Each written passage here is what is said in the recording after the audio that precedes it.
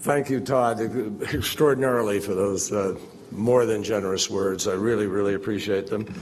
I might have loved it if you'd found a less menacing notion than a ballistic missile,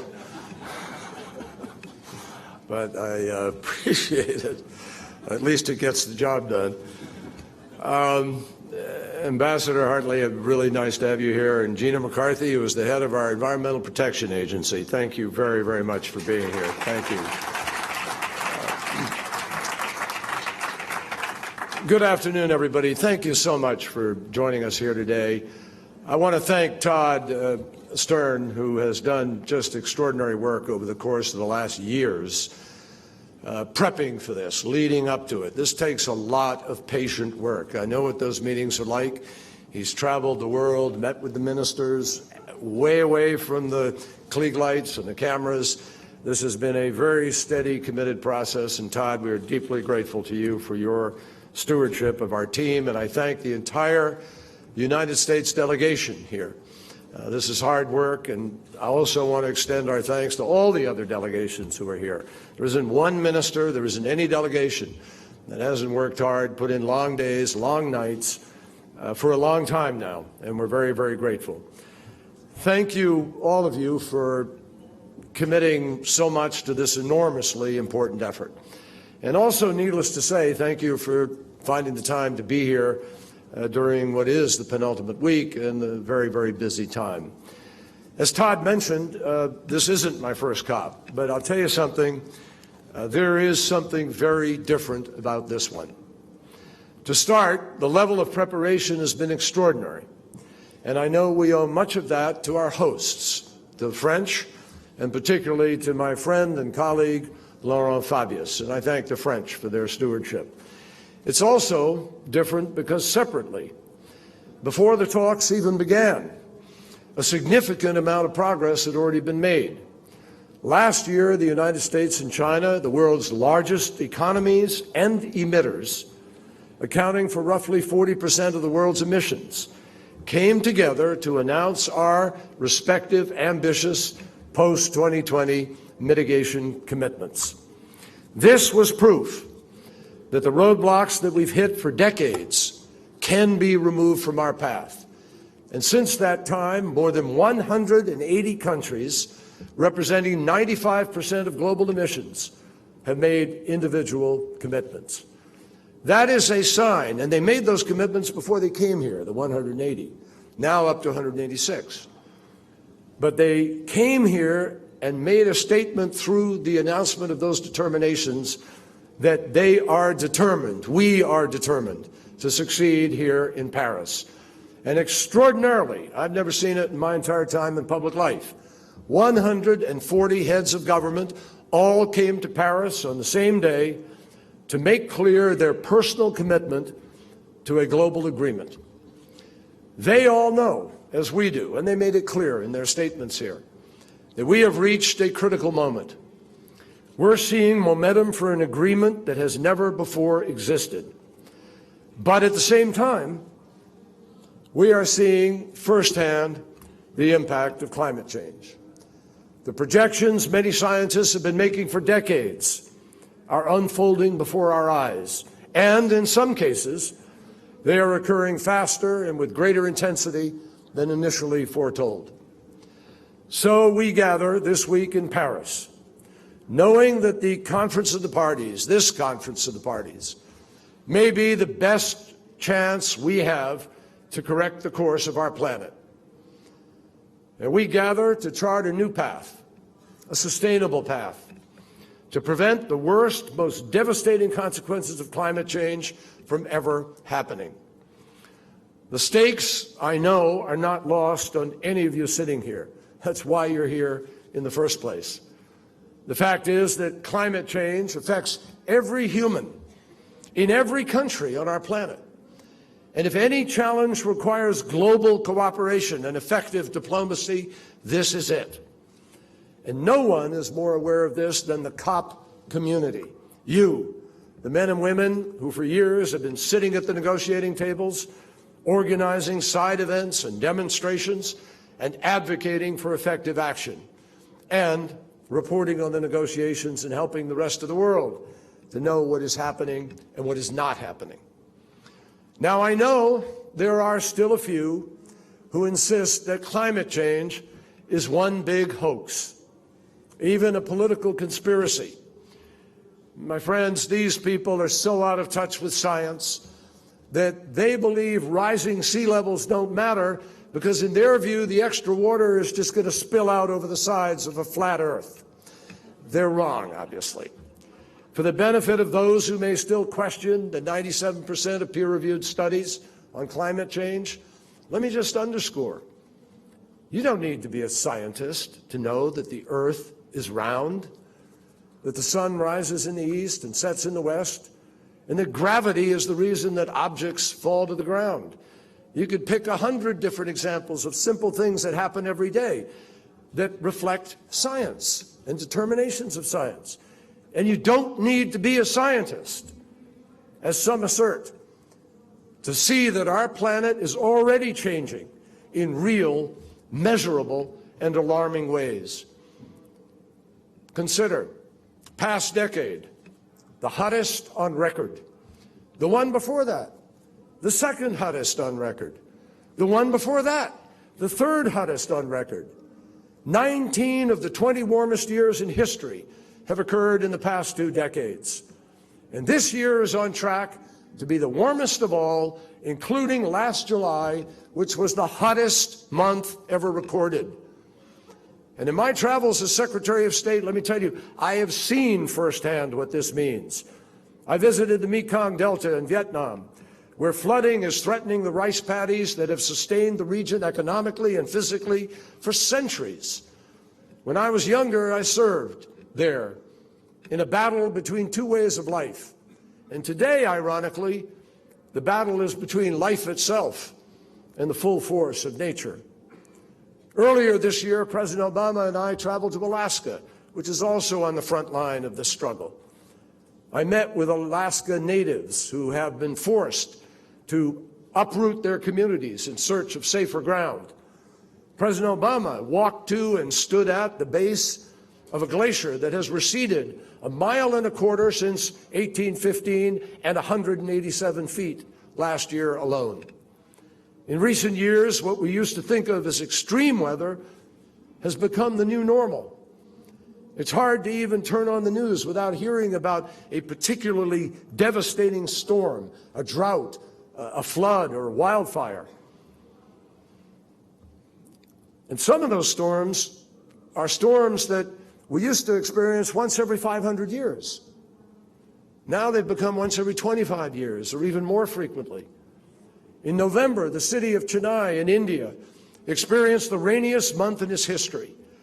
Nearly 300 people died as a result of those floods, 18 who perished after a generator at a hospital flooded and damaged the facility's oxygen supply. So let me just make it clear, the United States stands with our Indian friends, and we have extended support and assistance to help address the devastating impact of these floods. But sadly, record-breaking events like these aren't confined to one country or to one region. They're happening everywhere. And taken together, they are warning signs that no rational person should ignore. What's really disturbing is that this is exactly what the scientists told us would happen. The science has been warning us for decades, screaming at us. And we know also that if we just continue down the current path, with too many people sitting on their hands waiting for someone else to take the responsibility, guess what? The damage is going to increase exponentially. So to cut to the chase, unless the global community takes bold steps now to transition away from a high-carbon economy, we are facing unthinkable harm to our habitat, our infrastructure, our food production, our water supplies, and potentially to life itself. Make no mistake, if a global community cannot come together and refuses to rise to this challenge, if we continue to allow calculated obstruction to derail the urgency of this moment, we will be liable for a collective moral failure of historic consequence. And we are not just responsible to ourselves, we are responsible to the future. And our kids and our grandkids will surely ask how we together could possibly have been so blind, so ideological, and even so dysfunctional that we failed to act on facts that were confirmed by so many scientists in so many studies over such a long period of time and documented by so much evidence. My friends, we would have no excuse at all. No excuse at all, and that is why we have to act within the next 36 to 48 hours. We need to get the job done. Now, I recently read an article that compared these negotiations to an ongoing television soap opera.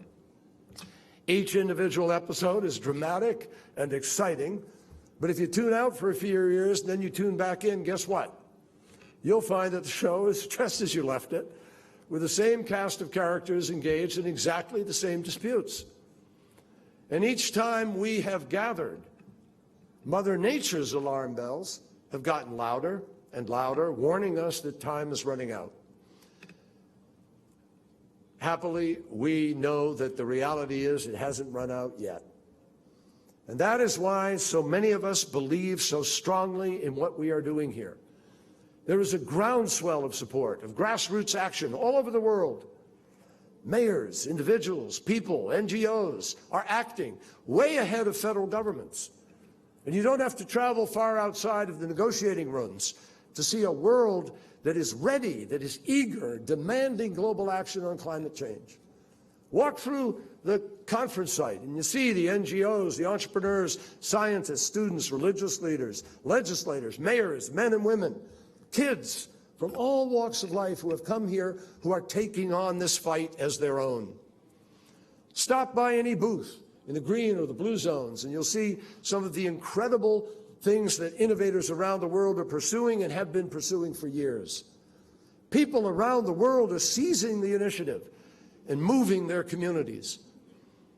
But these same people are looking for a clear signal here in Paris that the leaders finally get it. They're looking to us to create a framework that enables them to be able to do even more.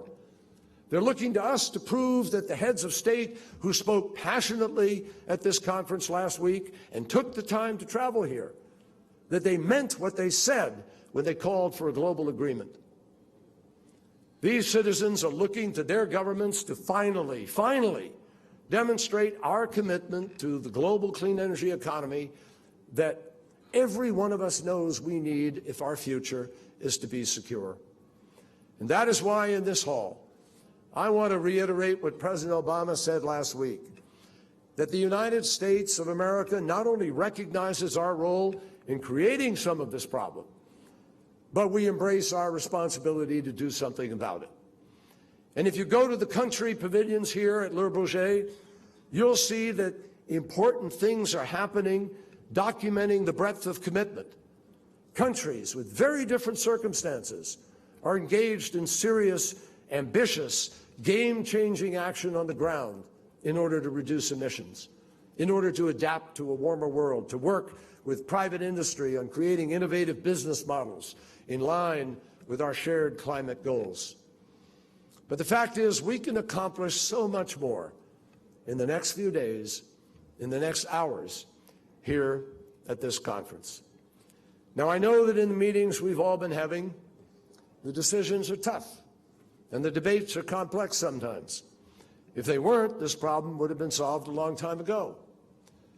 But ladies and gentlemen, the situation demands, and this moment demands, that we do not leave Paris without an ambitious, inclusive, and durable global climate agreement. And after decades of work, half measures, and flawed attempts at galvanizing global action, we know, all of us, exactly what an effective agreement must include. First and foremost, we need an agreement that is as ambitious as possible. We don't lose anything for being ambitious. Today, we're formally announcing, the United States, that we are part of what we are calling the High Ambition Coalition. And this is a group of countries that is fully committed to ensuring that the agreement is a truly ambitious one. Addressing climate change will require a fundamental change in the way that we decide to power our planet. And our aim can be nothing less than a steady transformation of the global economy. And that's not a pipe dream. It is not some pie-in-the-sky idea that's sort of way out there and we're waiting for Godot to come along and give us the answer. That's not it. You know, this is not a situation where we have to hope and pray that some smart person is going to come along and find the solution. No, we already have the solution. That's part of what is so frustrating about this. The solution to climate change is energy policy. Sure, we're going to continue to pump gas and oil for years. We know that. But even nations whose economies depend largely on the production of oil are diversifying into renewable energy. And by the way, the United States, which is advocating this, is the world's largest gas and oil producer today. But an example of that transition is Dubai, which recently committed to establish a $27 billion fund to reach the Emirates' goal of installing solar panels on all buildings by 2030 and of retrofitting older buildings to become more energy efficient. We need to be sure that this agreement facilitates the energy policy choices that will enable the transformation that we need, but also recognizing the capabilities and capacities and needs of different nations. We also need an agreement that is flexible.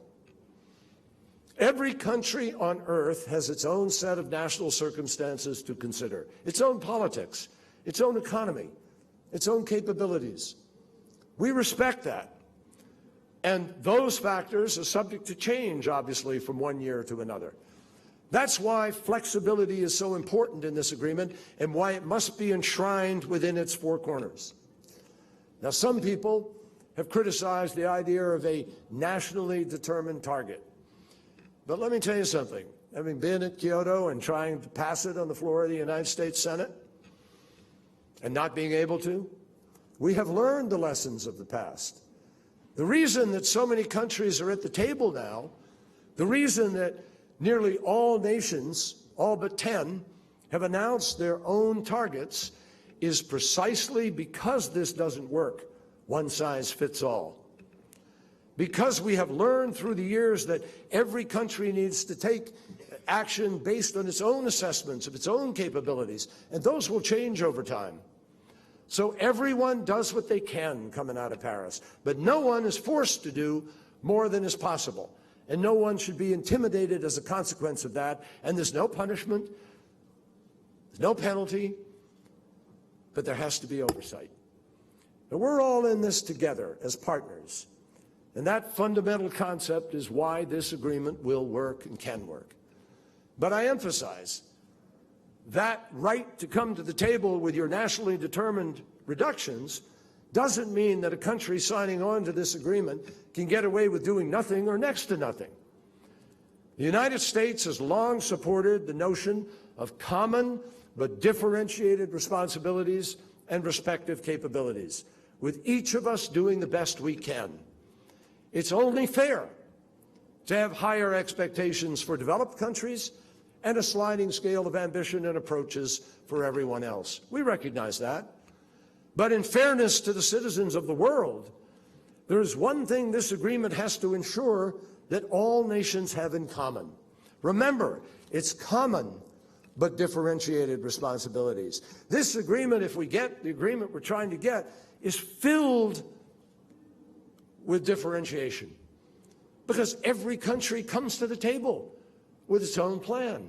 That's differentiation. But we have to know that everybody is also being held to the same system of transparency about the progress they're making. Why? So that the lessons that are learned, so the technologies that are developed and created and implemented and deployed, and the reductions that are achieved can all be shared and then duplicated by others, so that people can build on that experience. And that helps us to ensure the best, most effective way forward. We can and we should also pursue different strategies for different, we can reach each of us for different goals. That's fine. But at the end of the day, we need to be accountable to one another and ultimately accountable to the next generation and the next after that. That means that we need to require regular reporting from all countries on what they're doing and how much progress they're making. And that's the only way we're going to know where we stand as a global community. And it's the only way also to give both the private and public sectors the confidence that the promises that we are making have actual weight behind them, and the confidence that we're all going to deliver. Remember, one of the things that really we expect to happen here and that makes Paris so important is not that we're going to leave here knowing that everything we do is going to hit the 2-degree mark, but what we're doing is sending the marketplace an extraordinary signal that those 186 countries are really committed. And that helps the private sector to move capital into that, knowing there's a future that is committed to this sustainable path. That is why we need a strong, legally binding transparency system. It is essential. Now, we also need an agreement that emphasizes adaptation and resilience. There are countries, we know, for which climate change is an existential threat today. For them, this isn't a matter of annexes or peak years. It's a matter of life and death. Yesterday, I met with leaders from the island states, the small island states, who expressed their legitimate concerns that the sea will swallow their nations. And the fact of the matter is that most of these countries have contributed nothing or next to nothing to the problem in the first place. And one of the hard realities that we're facing is that our collective delay now means that some of the impacts of climate change can't be reversed. Not my judgment, that's science again. Therefore, we have a moral responsibility to adapt and prepare for those impacts and enable the most vulnerable among us to be able to do the same. That means that we need to increase our efforts to mobilize climate finance from all possible sources, both public and private. Now, obviously, the world's largest economies, including the United States, need to play a major role in this regard. That's just common sense. And that's why the United States pledged $3 billion to the Green Climate Fund. It is why the United States already contributes more than $2.5 billion to climate finance annually, including more than $400 billion per year of grant-based resources for global climate adaptation. But we know that more is needed. So I am pleased to announce today that the United States is committing to double our public grant-based adaptation investments by the year 2020. And we are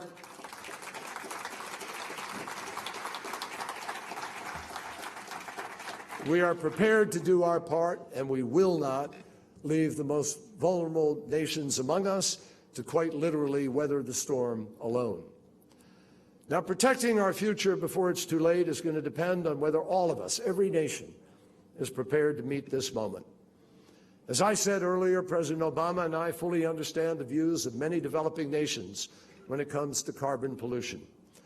We get it. And I can assure you, no president in history has been more focused on honoring the United States' responsibility than Barack Obama.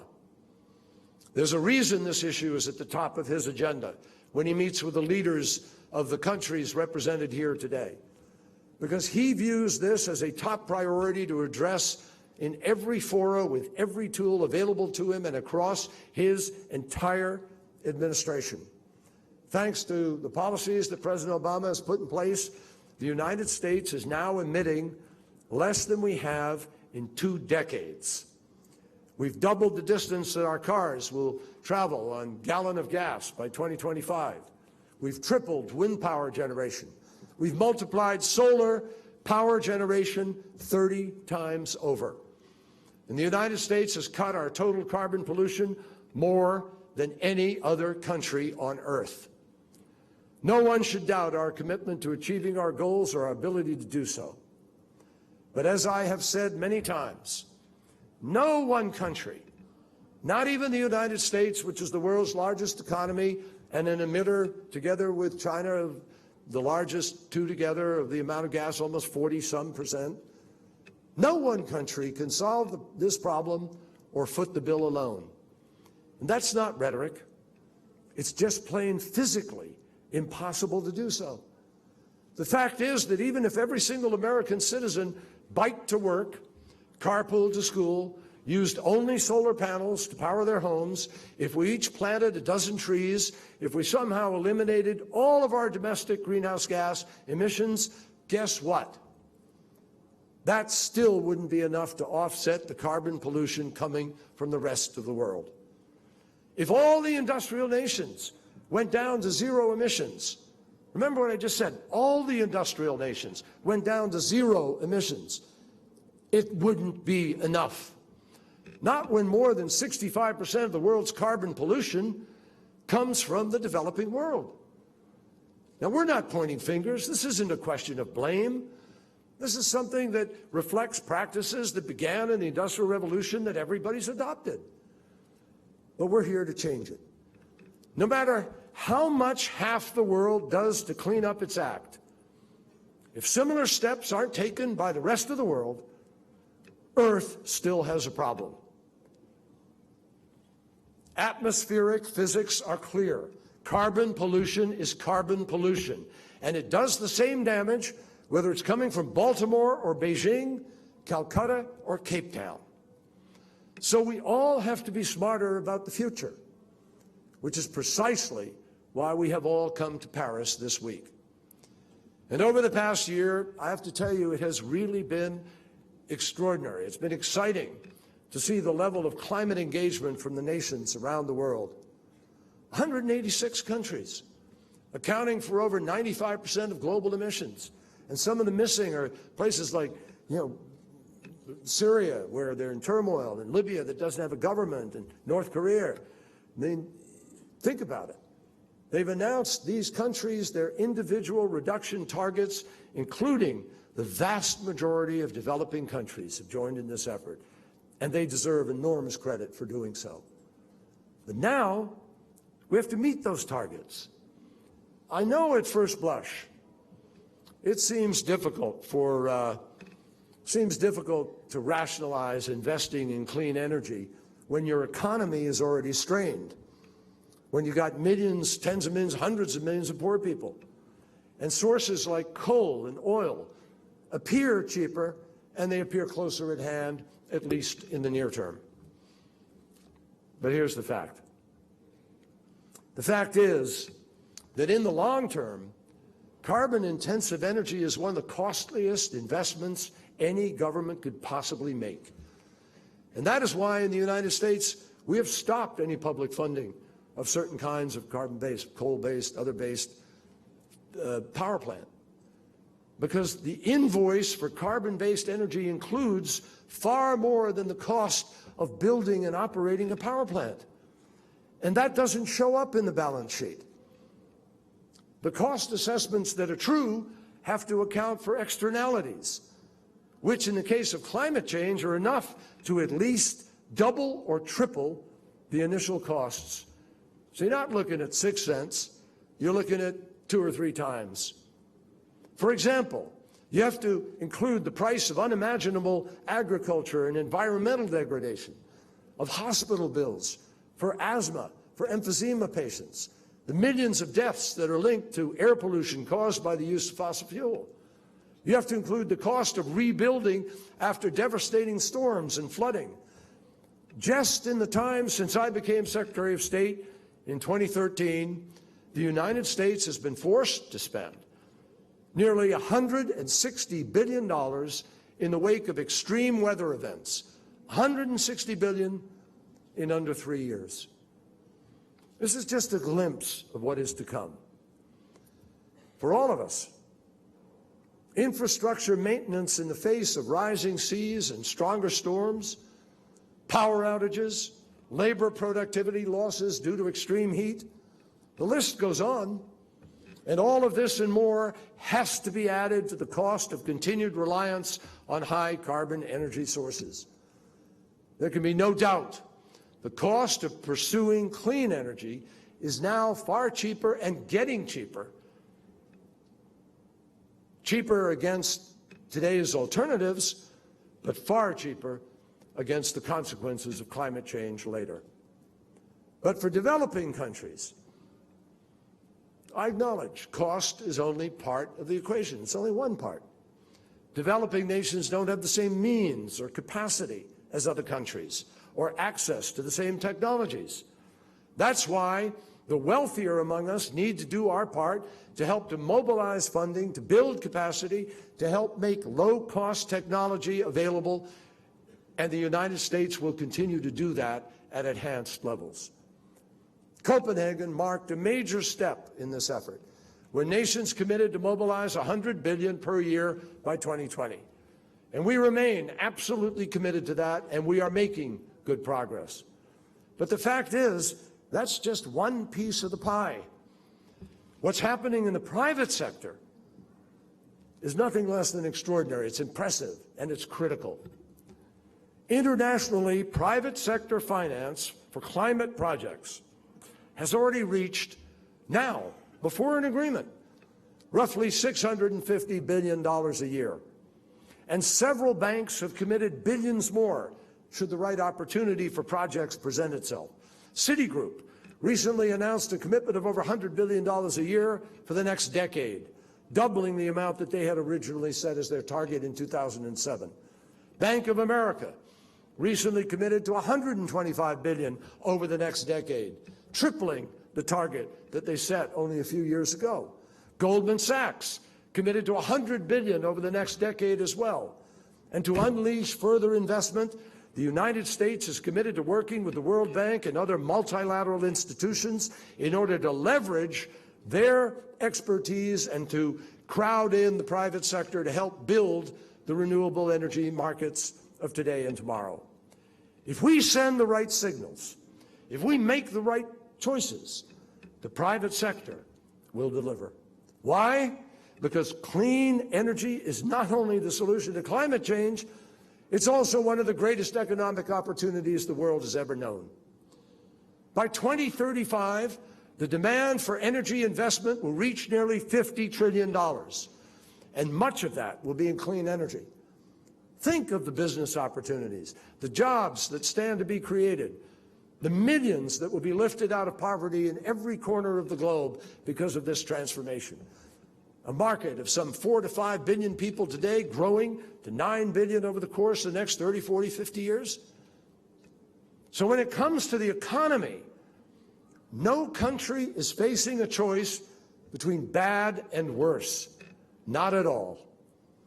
Now, in the midst of these negotiations, it can sometimes feel like things haven't changed in the 20 years, as I mentioned earlier about the soap opera. But the fact is that while we've been debating how to bring the world together to combat climate change, the clean energy sector has been growing at an incredible rate on its own. Consider that in the time since we convened in Copenhagen for COP15, the price of solar power has dropped by more than 80%. Installed capacity has increased by more than 500%. Conventional wisdom used to question whether, because of capacity and transmission constraints, renewable energy sources were even feasible in emerging markets. Well, today, in many emerging markets, clean energy is not only possible, it is actually the safest, most secure, and yes, the cheapest way to power a community. Now, a number of developing nations benefit from exceptional natural resources. We know that. Some are located relatively close to the equator and are rich in a resource that we don't have to dig out of the ground and that doesn't pollute at all. It's called sunshine. And other countries regularly experience strong winds, particularly along their coasts. Still others, such as Kenya and Chile, are located along tectonic plates where the further development of geothermal power is a promising option. One recent study found that clean energy is growing twice as fast in many developing nations than it is in richer nations. And there can be only one reason for that. Renewable power makes economic sense and environment sense and health sense.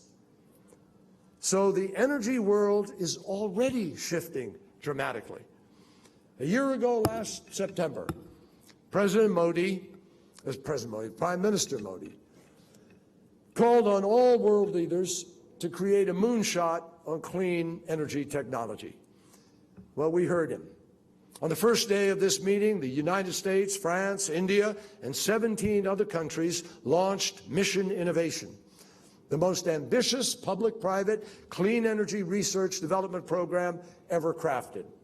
Our 20 countries collectively, responsible for more than 80% of renewable energy R&D, have all pledged to double our budgets in this area over the next 5 years. For the United States, this involves increasing R&D investment by more than $5 billion per year. And we were joined by a group of 28 billionaire investors led by Bill Gates, all committed to creating a private-public investment, private investment initiative on joint clean energy R&D.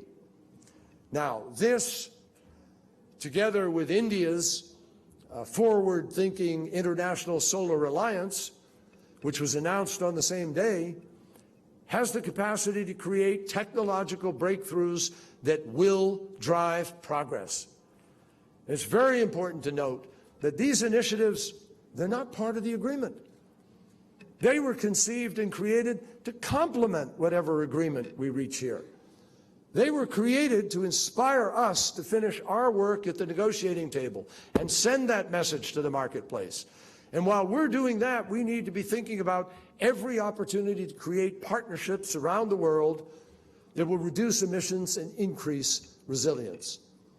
Just imagine where green technology, the entire sector could go over the course of another 5 years or 10 years or 20 years down the road. All you have to do is look at the road we've traveled, and you begin to understand that. Just an anecdote, I served on the Communications Committee of the Commerce Committee of the United States Senate. We rewrote the telecommunications law of our country in 1996. That's 20 years ago. Even though the internet was just at its beginning stage, nobody was thinking about data transmission. Everybody was focused on telephony. And within the span of a year or two, the entire legislation was gone, outdated. That's how fast things are moving. And the more progress that we make, the more ambitious global pledges are going to become.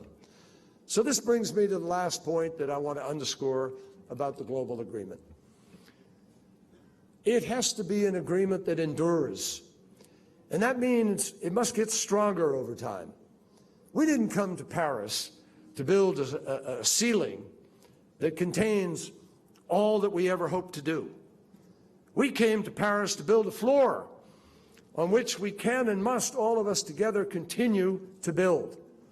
And the progress that we've made, particularly with respect to INDCs, is unprecedented and encouraging. But it alone will not be enough. The targets that we've announced, taken together, will make a major dent in global emissions. They will bend the curve, but they will not hold the warming to 2 degrees Celsius, which is what scientists tell us, again, needs to happen to prevent the worst impacts, or lower than that, even if possible, the 1.5, whatever that people, we need to go as low as we can, as many people in this hall are demanding. And that is why it is so vital that we keep an eye on our targets and ensure that they are as ambitious as possible, that we understand whether or not we're making progress, that we set up a system to review our targets and ratchet them up at regular intervals if we need to. And given the rapid pace that I just mentioned at which technology is evolving, in 5 years, the individual capacity of one nation or another could increase dramatically. And each of us has a responsibility to our families, to friends, to citizens in every country as global citizens, in every corner of the globe. We have a responsibility to the generations who will follow in our footsteps to ensure that we're not only doing all that we can, but that we are fully aware of all that we can do. And that means routinely taking stock of the progress that we're making and the opportunities that we're missing. It means reviewing and in some cases strengthening our targets to ensure that the goals are accounting for the inevitable developments in technology. It means keeping our eye on the ball long after this conference concludes, and that goes for everybody. Anybody who has contributed to the incredible momentum that we are seeing today has to continue that process.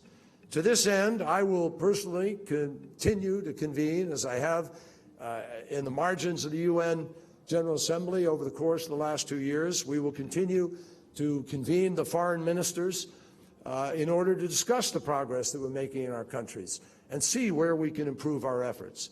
And what happens here in Paris is important, no question about that, but it's still only the preamble. We cannot forget that for a moment. We can find a way to summon the shared resolve that we need to tackle this shared threat. I'm confident of that. I'm confident we can rise above the debates that have dragged us down. And together, we have the ability to reach the ambitious agreement that we desperately need. There's no reason for any other course of action. Now, for a moment, and a moment only, let's give the climate deniers the benefit of the doubt. Let's say that 97% of scientific studies are flawed.